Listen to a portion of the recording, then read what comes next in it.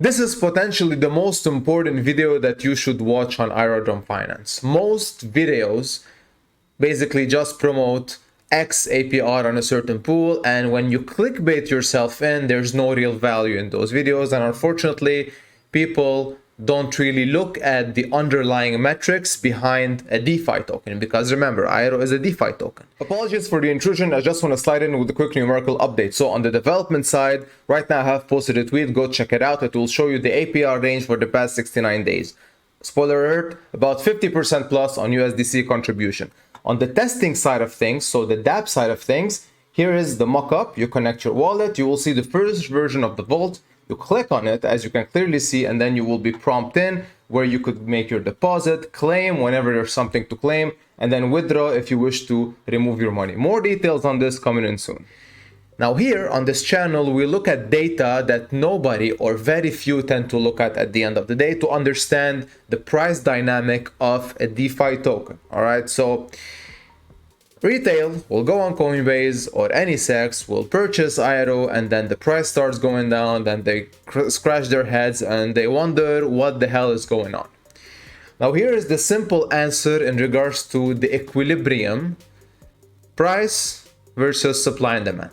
Remember, IRO is the native asset of AERODROME Finance.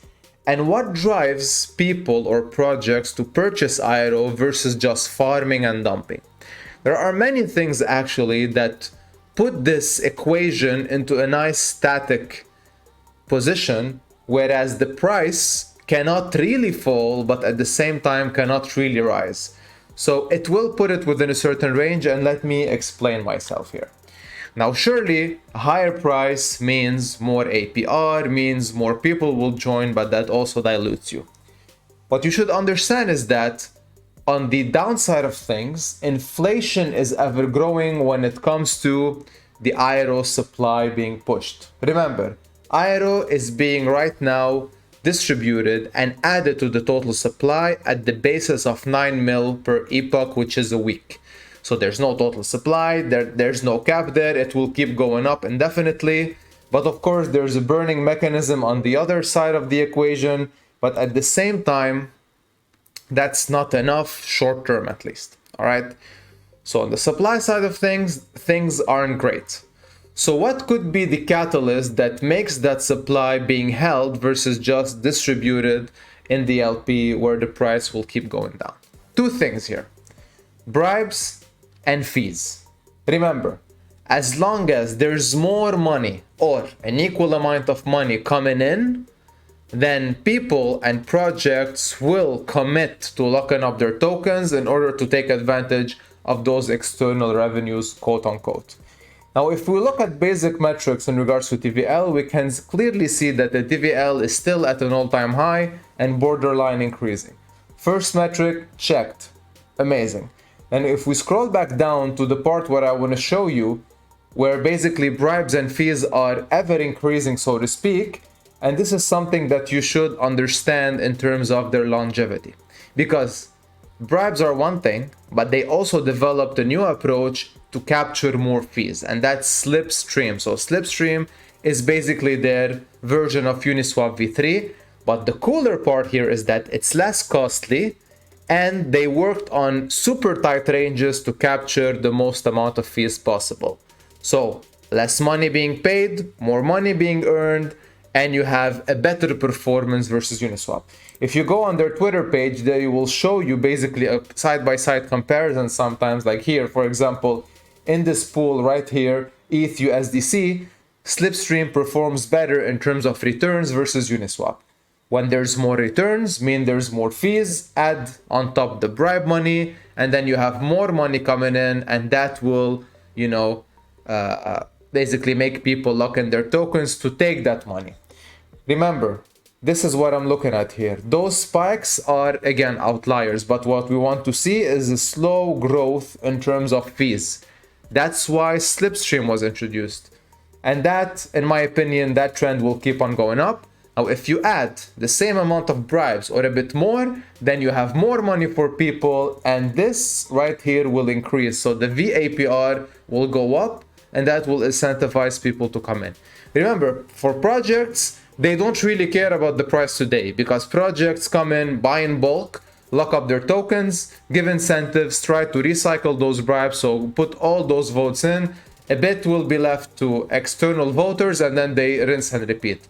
For them, it's very important to keep that token up for advertising purposes and to make people come in and put more money into their assets.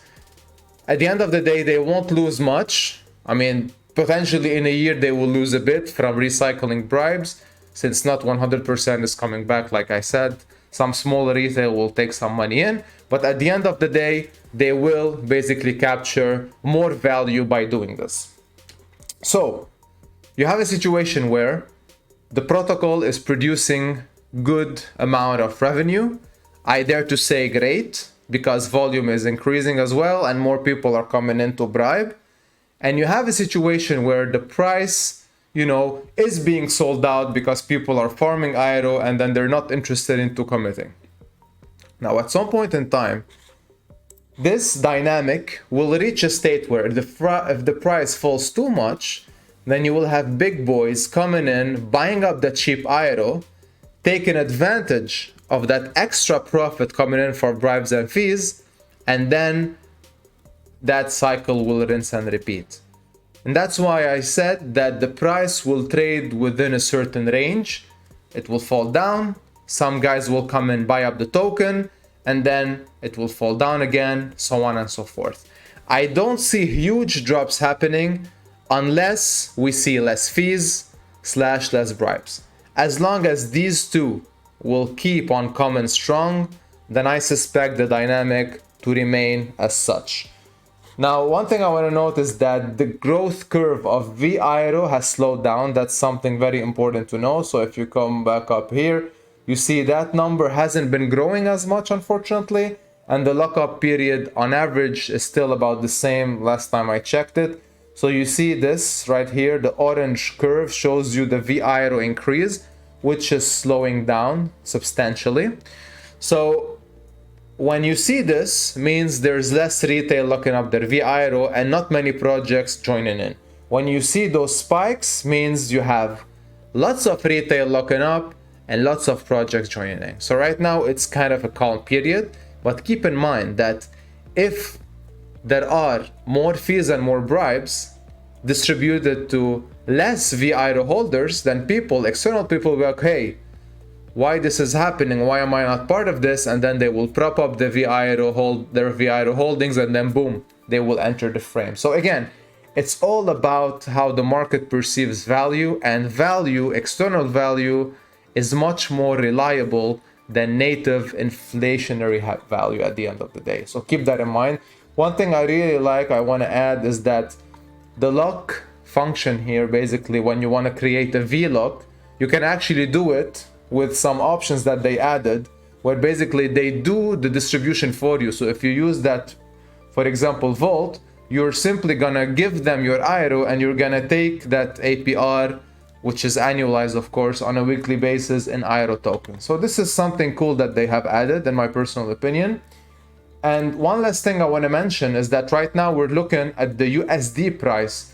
If I look at the relative valuation versus ETH, because remember, that's something I really tend to observe, ALTS versus ETH rather than just USD value, you can see that even right now there is an underperformance versus Ethereum. So if I do just some quick math from the top, absolute top, to where we're sitting right now, which is quote unquote an all-time low, a local all-time low, so to speak, that's almost a 58% underperformance versus ETH.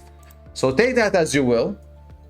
Potentially it could go up just versus ETH at least, but at the end of the day, it is a DeFi token. It will behave differently than a simple alt because it's being integrated in other DeFi protocols, mainly IroDrome.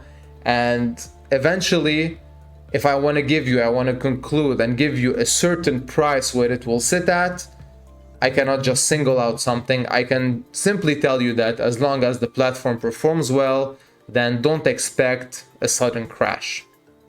We do have a Telegram group. Consider joining. Link will be below. And with that, see you in the next one. Have a good one.